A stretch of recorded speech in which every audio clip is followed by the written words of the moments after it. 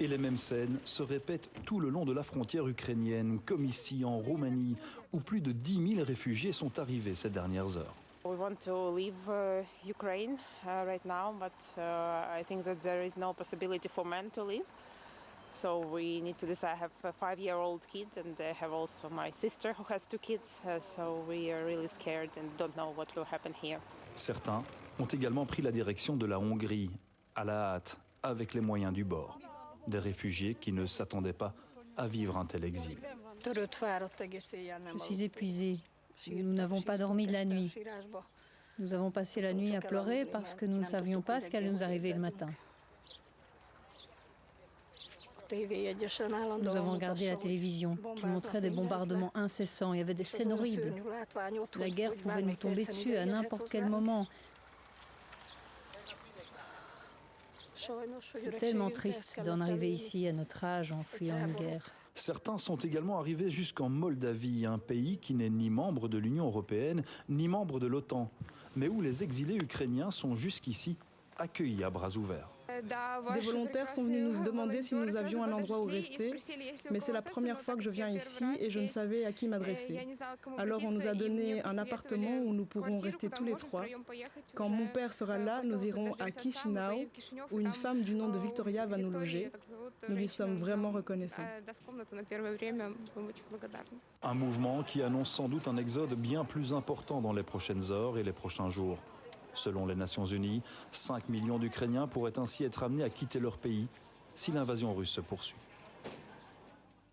Et l'un des pays de refuge pour ces Ukrainiens, c'est la Pologne. Et on rejoint d'ailleurs notre envoyé spécial sur place, Pascal Bustamente. Pascal, vous êtes à Medyka, précisément à la frontière avec l'Ukraine. Sur place, on se prépare à accueillir les Ukrainiens.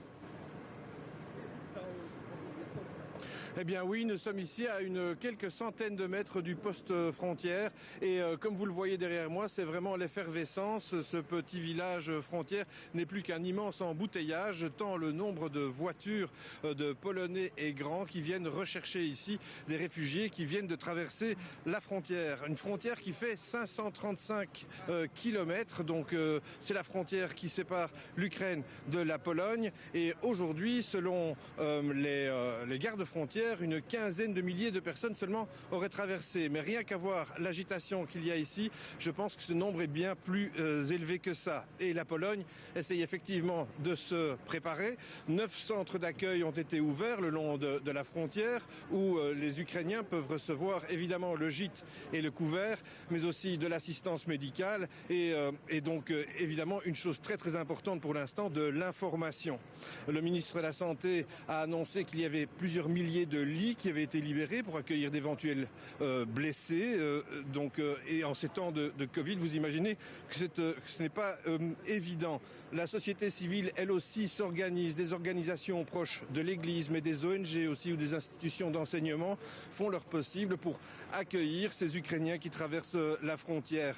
Une solidarité donc qui s'organise ici, qui a des échos jusqu'en Belgique, puisqu'on sait que le secrétaire d'État à l'asile et à l'immigration, Sami Madi, a annoncé l'intention d'envoyer des fonctionnaires ici pour aider à l'enregistrement de toutes ces personnes qui souhaiteraient trouver asile en Europe dans les semaines à venir. Merci Pascal pour toutes vos explications en direct de Pologne, un des pays donc refuge pour les Ukrainiens qui fuient la guerre. La guerre et l'armée russe qui sont aux portes de Kiev depuis plusieurs heures maintenant. La capitale est prise pour cible par l'armée de Vladimir Poutine. L'étau se resserre autour d'elle. Nous allons le voir sur ces images avec Nicolas Lejuste et Éric Destiné. Des tirs nourris ce matin au cœur du quartier d'Obolon, une zone résidentielle à l'entrée de Kiev, la capitale de l'Ukraine, à 9 km à peine du Parlement. Les habitants filment, impuissants, l'arrivée de blindés russes au pied de leurs immeubles. Ici, un engin dévie de sa route et écrase une voiture. L'occupant est simplement blessé. Quelques heures plus tôt, dans le ciel de Kiev, des explosions ont réveillé la population. Les dégâts constatés sont importants. À la lueur du jour, les restes d'un avion non identifié sont découverts. Plusieurs zones densément peuplées ont été touchées. Ici, c'est un bombardement qui a soufflé les façades.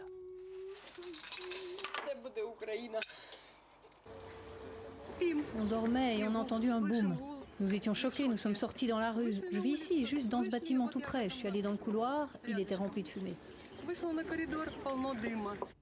Fin de matinée, des soldats ukrainiens se sont déployés au centre-ville pour protéger la capitale et les institutions. Les autorités ont aussi distribué des armes à des civils qui se présentent comme des volontaires.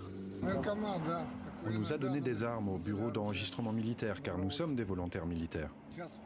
C'est juste que maintenant la situation est telle qu'il n'est plus possible d'attendre une convocation.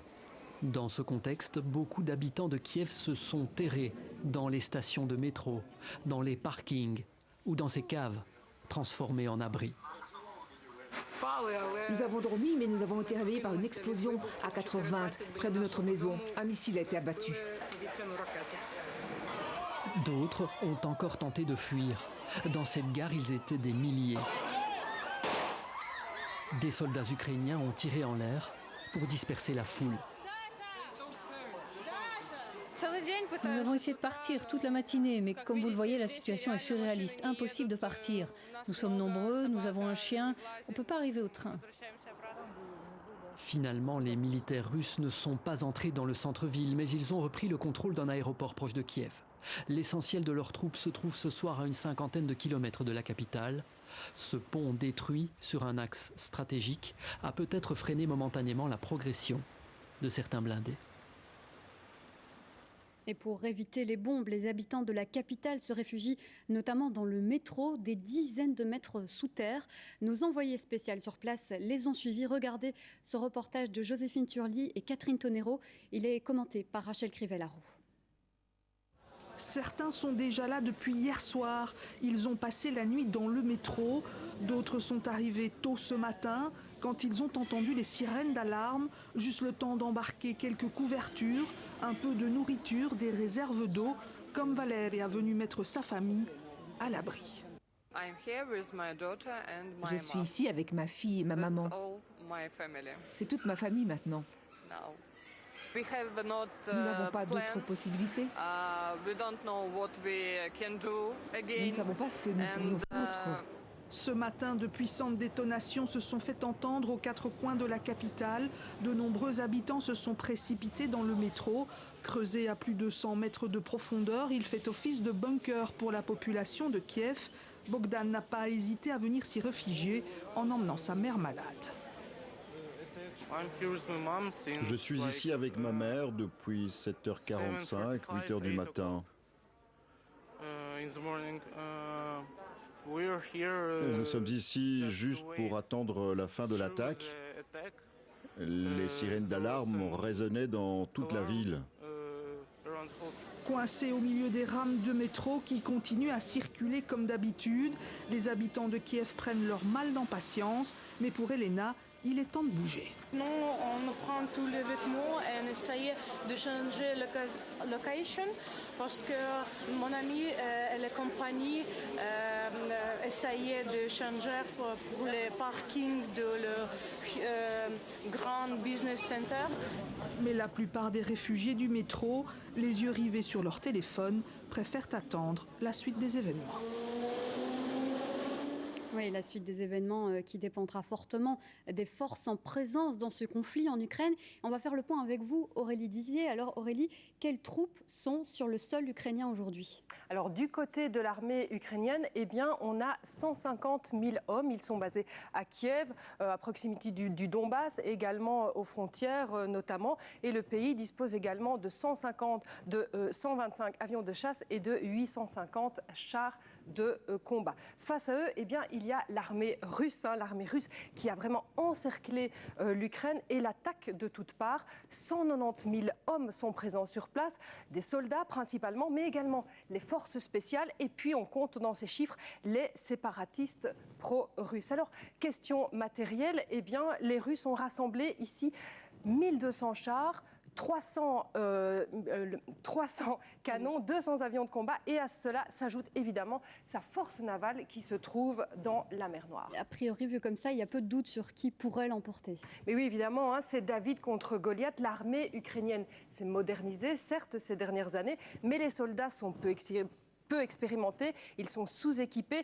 Et d'ailleurs, la preuve, c'est que les entraînements des citoyens ont eu lieu ces derniers mois et qu'actuellement, ils reçoivent eux-mêmes des armes. Pas de quoi, donc, vous le disiez, faire face aux géants russes. Les soldats sont d'ailleurs bien formés. La Russie est une industrie d'armement. D'ailleurs, voyez par exemple ces missiles hypersoniques qui sont en cours d'essai très régulièrement. Et puis, Vladimir Poutine l'a rappelé hier soir, son pays est une puissance nucléaire. Et face aux Russes, l'Ukraine a bénéficié de soutien extérieur ces dernières années, ces derniers mois ? Oui, bien sûr. Donc, elle a reçu des aides matérielles des pays alliés, des drones, des munitions, des missiles anti-chars notamment. Et puis, l'OTAN lui a versé des milliards de dollars pour moderniser son armée. Alors, est-ce que le pays va encore recevoir de l'aide militaire ? Eh bien, on verra dans les prochains jours. Eh bien, merci beaucoup Aurélie Didier pour toutes vos explications. Eh bien, et justement, cet après-midi, Vladimir Poutine a lancé un appel à cette armée ukrainienne. Le président russe lui demande de retourner ses armes vers son président et de lui prendre le pouvoir. Il s'est exprimé devant son Conseil de sécurité, une nouvelle déclaration assez violente qui a été retransmise à la télévision. Regardez. Une fois de plus, j'appelle les militaires des forces armées ukrainiennes. Ne laissez pas les néo-nazis et les ultranationalistes ukrainiens utiliser vos enfants, épouses et personnes âgées comme boucliers humains. Prenez le pouvoir entre vos mains. Il me semble qu'il nous sera plus facile de négocier qu'avec cette clique de drogués et de néo-nazis qui s'est installée à Kiev et a pris en otage tout le peuple ukrainien. Et de son côté, le président ukrainien Volodymyr Zelensky s'est lui aussi exprimé en cette fin d'après-midi. Il s'est filmé en mode selfie dans la rue. Il était accompagné de ses collaborateurs les plus proches. Vous allez l'entendre, il compte bien résister. Nous sommes tous là, nos soldats sont là, nos citoyens sont là, et nous sommes là. Nous défendons notre indépendance, c'est comme ça que ça va se passer. Gloire à nos défenseurs, hommes et femmes, gloire à l'Ukraine. Et face à ces discours violents, notamment de Vladimir Poutine et cette guerre, les voix s'élèvent pour que l'OTAN agisse. Une centaine de personnes se sont rassemblées devant les bâtiments de l'Organisation Nord-Atlantique à Bruxelles, des Ukrainiens de Belgique. Je vous rappelle que l'Ukraine ne fait pas partie de l'OTAN. Les pays membres l'ont déjà fait savoir. Ils n'interviendront pas militairement sur place. Mais un sommet a eu lieu cet après-midi pour faire justement le point sur la situation en Ukraine. Ils ont décidé d'envoyer des renforts en Europe de l'Est, un déploiement défensif. L'Union européenne et les États-Unis ont, eux, adopté de nouvelles sanctions économiques contre le président russe et ses proches. On fait le point sur toutes ces sanctions avec Jonathan Romomarin et Laurent Rare. Un sommet d'urgence de l'OTAN, une réunion des ministres européens des Affaires étrangères et des déclarations où les mots sont lourds de sens. Tout au long de la journée, les plus hauts dirigeants se sont réunis à la fois pour appeler le président russe à la raison et pour le mettre en garde. Tout d'abord l'OTAN, qui va renforcer les moyens militaires terrestres, aériens et maritimes en Europe de l'Est. We have over 100 jets at high alert operating in over 30 different locations. And over 120 ships from the high north to the Mediterranean, including 3 strike carrier groups. Mais l'OTAN n'enverra pas de troupes sur le territoire ukrainien car l'Ukraine ne fait pas partie de l'Alliance. Alors, encore une fois, les chefs d'État et de gouvernement lancent un appel directement au président russe. Ich appelliere an Präsident Putin, stoppen Sie den Wahnsinn dieses Krieges, jetzt. Face à la détermination de Vladimir Poutine, l'Union européenne adopte de nouvelles sanctions économiques et gèle les avoirs des dirigeants russes. La pression s'accentue aussi pour exclure la Russie du système international SWIFT, l'un des plus importants réseaux de messagerie bancaire et financière. Les Européens doivent être au rendez-vous de ce qui se passe. À la fois par les sanctions, ça ne suffira pas. Il faudra ensuite poursuivre pour étouffer le système et en particulier viser encore davantage les oligarques. Ce soir, la ministre des Affaires étrangères Sophie Wilmès plaide pour l'envoi de matériel d'armement à l'Ukraine pour l'aider à résister face aux géants russes. Et justement, on va parler de cela avec le Premier ministre qui est notre invité. Bonsoir Alexander De Croo. Bonsoir. Alors on l'a entendu, Sophie Wilmès plaide pour établir une liste d'armes disponibles à envoyer à l'Ukraine. Mais est-ce que la Belgique va-t-elle, oui ou non, finalement envoyer des armes en Ukraine? Donc on a décidé début de semaine d'envoyer du matériel de protection militaire, envoyer de l'aide médicale, aussi une proposition d'aide pour des gens qui par exemple ont des brûlures graves, de les soigner ici en Belgique. Maintenant, deuxième analyse, c'est de regarder quel type d'armement on peut envoyer, sachant naturellement que la défense belge est en état d'alerte aussi, peut être appelée à intervenir dans les interventions de l'OTAN. Il faut naturellement être sûr que notre défense ait aussi le matériel militaire qui est nécessaire. D'ailleurs, la demande a maintenant été faite donc dans cette force de réaction rapide. On sait maintenant que donc il y a une demande d'envoyer des militaires belges qui seront envoyés donc au flanc est de la frontière de l'OTAN avec la Russie. Oui, puisque l'OTAN justement a décidé de renforcer sa présence à sa frontière avec l'Ukraine. On est face à l'histoire. C'est une vraie rupture dans les relations entre l'Occident et la Russie? Oui, je le crains. Je pense que c'est la guerre froide 2.0. Dans le sommet OTAN qu'on a eu tout à l'heure, quand on écoute les pays qui sont à cette frontière est, ils se sentent intimidés par la Russie, ils se sentent en insécurité. Et là, c'est le collectif, c'est le bloc de l'OTAN qui doit jouer, qui a toujours été notre meilleure garantie de sécurité, c'est de le faire en collectif. Et donc là, il faut être très clair, il faut montrer à la Russie que cette frontière de l'OTAN, ça, on ne va pas bouger d'un millimètre et on fera tout pour que la sécurité de tous les Européens, de tous les membres de l'OTAN puisse être garantie. Est-ce qu'il y a d'autres mesures qui peuvent encore être prises face à la Russie ? On a pris des mesures économiques, naturellement. Hier, un premier paquet, aujourd'hui de nouveau. Le paquet le plus volumineux qui a jamais été décidé au niveau européen, qui va très très loin, en fait, pour isoler ce complexe économique militaire russe et complètement l'isoler du monde financier international, et aussi donc quand même avoir un point par rapport à certains personnages. Moi, j'avais hier aussi plaidé que le président Poutine soit aussi sur une liste de targets, qu'on puisse par exemple geler ses avoirs qu'il a en dehors de la Russie. On va revenir justement sur toutes ces sanctions, mais avant cela, je vous propose de poursuivre ce journal. On aura encore quelques petites questions à vous poser, restez avec nous. Le Conseil de sécurité des Nations Unies, d'ailleurs, se réunit aussi ce soir. Là aussi, la question ukrainienne risque de rendre la réunion assez mouvementée. Et on rejoint d'ailleurs notre correspondante sur place, Carrie Noten. Carrie, à quoi doit-on s'attendre lors de cette réunion ? Alors, on sait déjà que le Conseil de sécurité va condamner l'agression russe, une violation du droit international et de la charte fondatrice des Nations Unies elle-même. Le Conseil va demander à la Russie de cesser les hostilités et de retirer ses troupes d'Ukraine. Mais surtout, ce qu'on sait aussi, c'est que cette résolution ne sera pas votée, tout simplement parce que la Russie va y opposer son droit de veto, un privilège qu'elle détient en tant que membre permanent du Conseil. Alors, ce qui est important, en fait, ce soir, si vous voulez, c'est de regarder comment la Russie est isolée sur la scène internationale. Et ça, ce sont les votes des 14 autres membres du Conseil qui vont nous le montrer. Et puis, surtout, ce veto est un passage obligé pour que l'Assemblée générale de l'ONU, cette fois, puisse se saisir de la question et faire voter l'ensemble des 193 pays, certainement la semaine prochaine. Merci, Carrie Noten, en direct de New York. Et la cible principale du président russe, celui que Vladimir Poutine veut renverser, c'est le président ukrainien Volodymyr Zelensky. Il y a 3 ans, cet ancien comédien n'avait jamais fait de politique. Et aujourd'hui, il lutte pour défendre son pays. Son portrait avec Cédric De Vries et David Brichard. 21 avril 2019, Volodymyr Zelensky devient à 41 ans le président ukrainien. Sans aucune expérience politique, il est vainqueur avec près de 73% des voix. Усім країнам пострадянського Союзу. Подивіться на нас. Усе можливо. Avant son accession au pouvoir, Volodymyr Zelensky est acteur comique, vedette d'une série télévisée. Il y tient le rôle d'un professeur d'histoire qui se retrouve malgré lui à la tête du pays.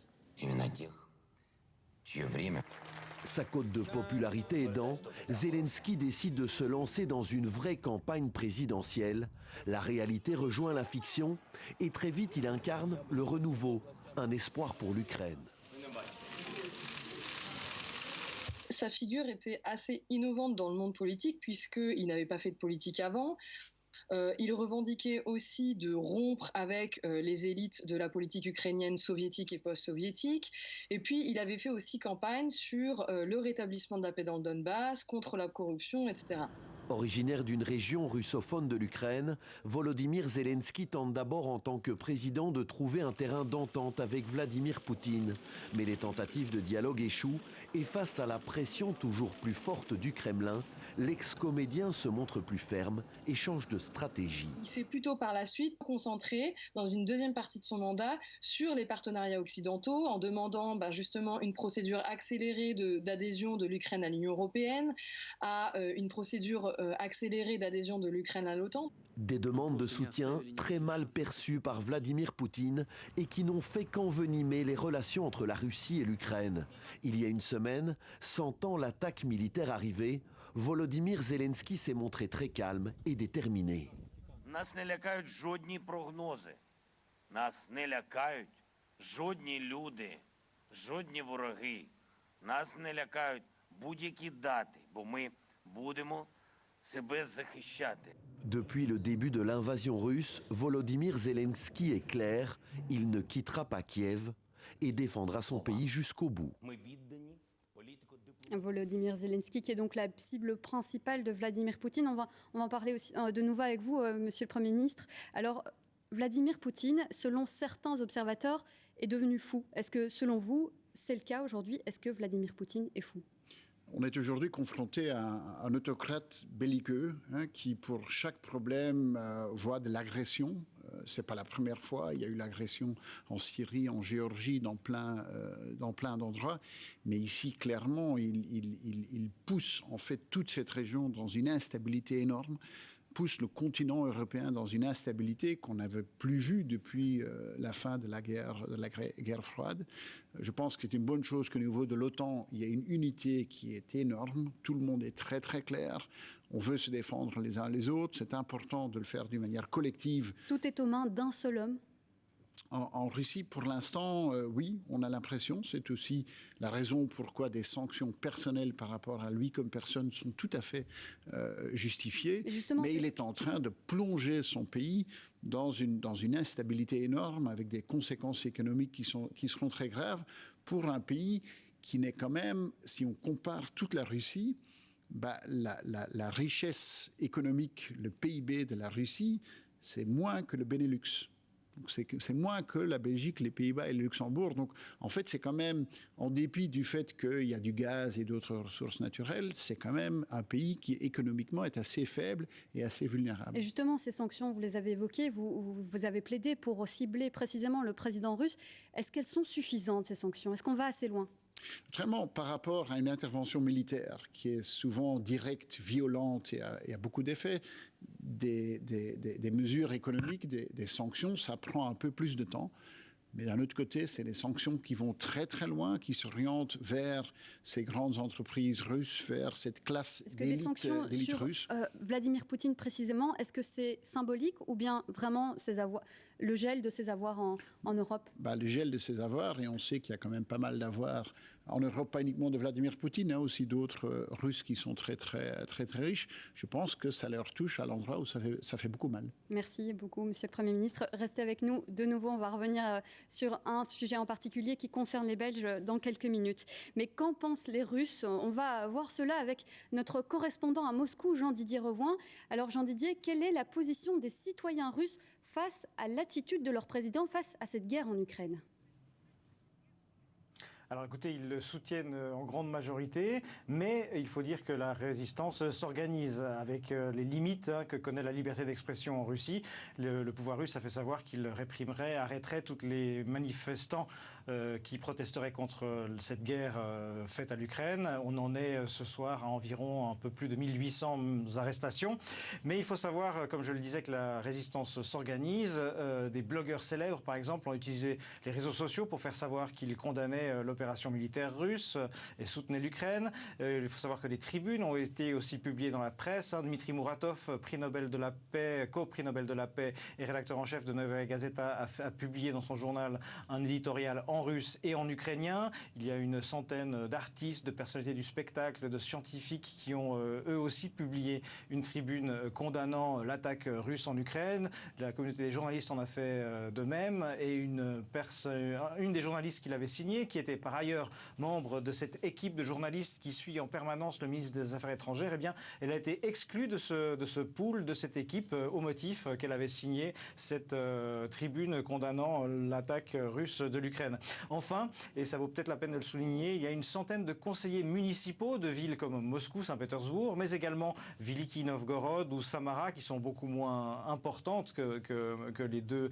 capitales actuelles et impériales de la Russie, qui ont eux aussi signé une tribune condamnant cette attaque russe contre l'Ukraine, ce qui vaut la peine d'être signalé parce qu'en tant qu'homme politique, ils prennent des risques quand on connaît la verticalité du pouvoir en Russie. Mais tout cela, ça reste bien peu comparé à la population totale de la Russie qui compte 145 millions d'habitants, une contestation qui reste marginale pour l'instant, mais que les sanctions décrétées récemment devraient ou pourraient ou pourront peut-être nourrir et faire croître. Merci Jean-Didier Revoin pour le point sur le sentiment des Russes, des citoyens russes face à cette guerre. Et chez nous aussi, de nombreuses personnes sont touchées de près ou de loin par cette guerre. Comment les Ukrainiens de Belgique vivent-ils cette guerre à distance? Qu'attendent-ils les Européens? Pour répondre à ces questions, Simon Arnold, Louisa Gardaoui et Eric Bever sont partis à la rencontre de certains d'entre eux. Venue d'Ukraine pour étudier à l'ULB, Yana travaille aujourd'hui dans une banque belge. Elle suit avec angoisse le conflit dans son pays. Quand j'ai appelé mes parents, je ne savais pas s'ils étaient vivants. Je ne sais pas si ça vous arrive déjà.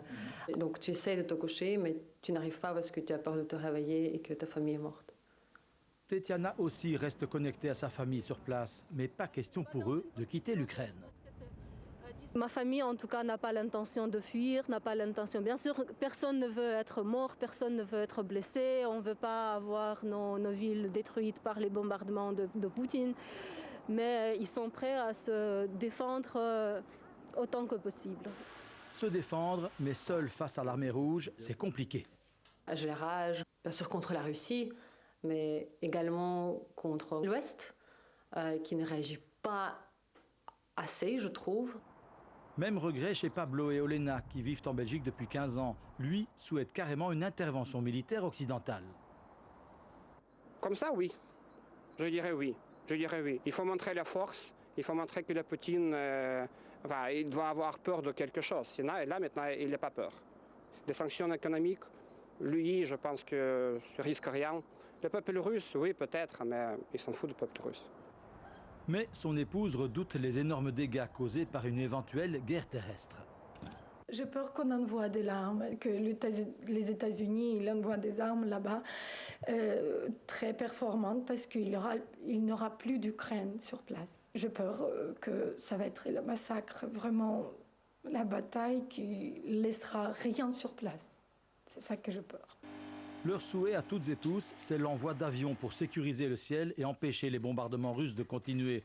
Il en va, disent-ils, de la sécurité de l'Europe. Aujourd'hui, c'est nous, l'Ukrainien, qui prenons le coup de gueule de Poutine.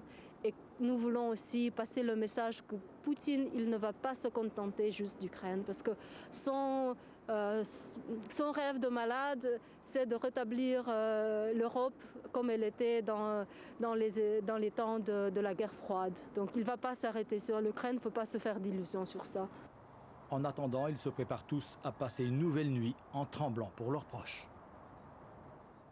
Et conséquence directe de cette guerre en Ukraine, conséquence économique, les prix des carburants vont atteindre des records historiques et la hausse devrait se faire sentir dès demain.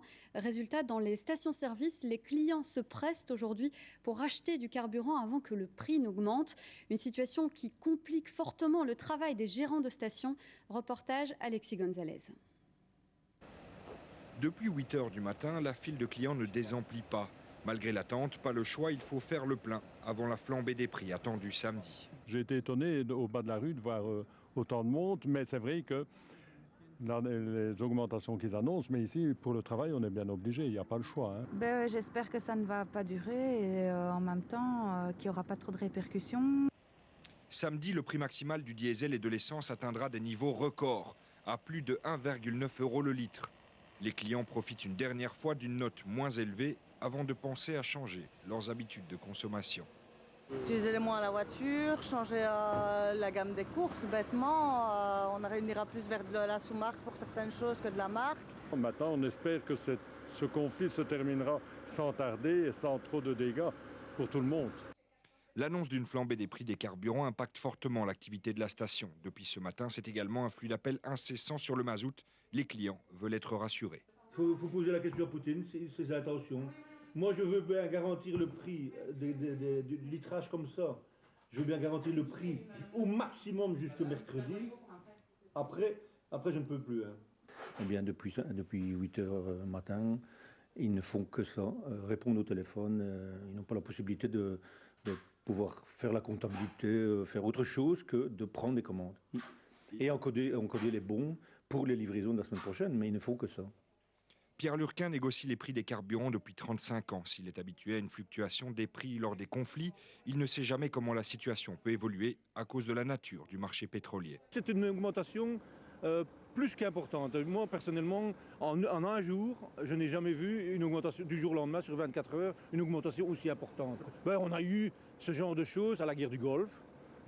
On a eu ce genre de choses, chaque fois qu'il y a un événement géopolitique. Mais à savoir combien de temps ça va durer, c'est toujours ça le problème. Dans l'espoir d'un retour rapide à la stabilité, dans cette station-service, on s'attend à une charge de travail élevée dans les prochains jours. Et on va parler de cette hausse des prix du carburant avec vous, Monsieur le Premier ministre. Alexander De Croo, on vient de voir des Belges inquiets face à l'une des conséquences de cette crise avec la Russie. Qu'est-ce que vous leur dites à ces Belges qui s'inquiètent des conséquences économiques chez nous ? On est dans une situation de crise et on va avoir des conséquences. Ce qu'on doit faire, c'est veiller que ce soit des conséquences qui ne soient pas trop dramatiques. Donc on doit regarder dans les jours qui viennent quelle est l'évolution. Dans une situation de crise, les augmentations des prix elles sont là à cause de ce qui se passe au niveau international. J'espère que la crise se calme rapidement et que ce sera un impact qu'à court terme. Si on voit que ça dure, par exemple dans les carburants, on va devoir regarder si des mesures sont nécessaires. Mais quel type de mesures, par exemple, vous pourriez prendre ? Dans le passé, on avait, quand il y a eu la crise pétrolière, la guerre du Golfe, à certains moments, on a fait des interventions. Mais regardons ici, essayons de voir si c'est quelque chose qui est temporaire à court terme ou si ça perdure. Eh bien, merci beaucoup Alexander De Croo pour d'avoir répondu à nos questions et d'avoir été notre invité dans ce journal. Autre conséquence de cette crise chez nous, le secteur agricole qui s'inquiète. Il s'inquiète d'une hausse des prix qui serait dangereuse pour de nombreuses exploitations. Stéphanie Merken, Jérôme Deneville et Marc Mellon sont allés à la rencontre du monde agricole. Un exemple de secteur directement impacté par le conflit, les fruits. Ces poires conférences produites en SB étaient destinées à la Russie. Elles devront finalement être vendues en Europe. Lorsque tout fonctionnait bien avec la Russie, on était à 60 cents du kilo. Une fois que la frontière biélorusse a été fermée, c'est tombé à 30 cents. Donc il nous manque 30 cents pour bien vivre et ça fait certainement une perte de 3 000 € l'hectare. Les agriculteurs sont inquiets et se posent des questions sur l'évolution des prix sans cesse croissantes des produits et des matières dont ils ont besoin pour faire tourner leur exploitation. Le conflit entre la Russie et l'Ukraine ne va rien arranger. Le prix des engrais a fait x3, x4. Le prix des aliments a peut-être fait x2 depuis 2-3 ans. Le prix du mazout, il n'y a besoin de l'expliquer à personne, il augmente de manière terrible. Le prix de l'électricité, pareil. Le prix de tout ce qui est matériel agricole et tout ça, tout a aussi fort augmenté. Donc avec les tensions qu'il y a pour le moment, ça ne va encore faire qu'accroître le problème. L'Ukraine et la Russie sont de grands producteurs de céréales. Avec cette guerre, la marchandise ne quittera pas les pays. À la bourse, la réaction a d'ailleurs été immédiate. Suite au déclenchement de la crise en Ukraine, tout de suite les marchés ont réagi et le marché Euronext des céréales a bondi de 50 € la tonne à l'ouverture et passé donc de 300 à 350 € dans le premier quart d'heure. Plutôt que de constater la volatilité des prix, les agriculteurs souhaitent une rémunération constante. Donc la volatilité sont des brusques changements des cours des matières premières, en céréales ou dans d'autres, qui vont très très vite vers le haut ou vers le bas. Ça n'intéresse pas du tout l'agriculteur. Ce qui l'intéresse l'agriculteur, c'est d'avoir un prix relativement stable et rémunérateur pour ses productions. Comme ça, il peut se focaliser sur son métier qui est de produire finalement. En cette période de crise, les agriculteurs attirent l'attention sur l'importance de l'autosuffisance alimentaire. Pour moi, c'est fort important parce que quand on voit qu'on est déjà fort dépendant d'autres pays pour tout ce qui est énergétique, il est fort important qu'on se rende compte qu'on a la chance d'avoir une agriculture qui nourrit tous nos concitoyens.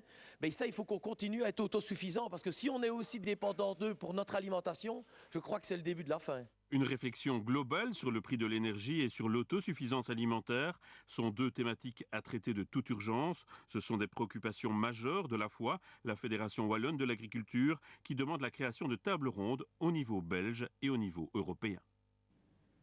Voilà donc pour la crainte des agriculteurs chez nous, la guerre en Ukraine qui pourrait aussi s'inviter dans l'un de nos hôpitaux. La Belgique se tient prête à déployer le plan Bifast pour apporter de l'aide d'urgence en Ukraine, si nécessaire en tout cas. Et notre pays pourrait accueillir des blessés à l'hôpital militaire. À ce stade, aucune demande, mais on se tient prêt. Les explications avec Hicham Boukrouf et Laurent Van de Berg. L'hôpital militaire se tient prêt. Son centre pour le soin des grands brûlés est reconnu et rodé au plan catastrophe. Quelques heures après le début du conflit en Ukraine, des lits ont été réservés pour d'éventuels blessés, même si aucune demande officielle n'a encore été transmise à l'État belge.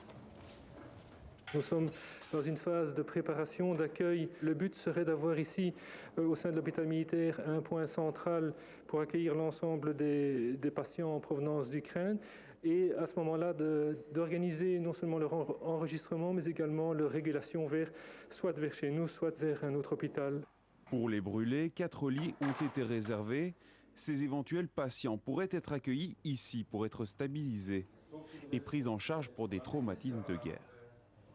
Il y a quand même mes collègues militaires, infirmiers par exemple, qui sont ici, qui ont l'habitude de voir des plaies pareilles dans les zones du conflit à l'étranger. Ils ont de l'expérience. En cas de besoin urgent et multiple, cette salle entière peut être occupée. C'était le cas lors des attentats de Bruxelles ou lors de l'incendie d'une discothèque en Roumanie. C'était en 2015. On a accueilli à ce moment-là 8 victimes gravement brûlées via la défense de la Roumanie et la défense belgique, ici l'un à côté de l'autre. En ce moment, l'hôpital militaire évalue également ses soldats sur le plan médical. C'est la procédure avant chaque départ en mission. Nous voyons pour l'instant donc les derniers militaires qui n'étaient pas encore passés en Namur pour nous assurer de leur aptitude médicale à partir en opération. Vous en avez vu combien? J'en ai vu plusieurs centaines jusqu'à présent. Aucun déploiement militaire belge n'est prévu pour l'instant. À ce stade, il s'agit, comme pour les blessés ukrainiens, de préparatifs et de précautions. Et face à l'horreur de la guerre, comment réagissent les enfants face à cela? Eux aussi sont exposés à cette actualité forte et pour le savoir,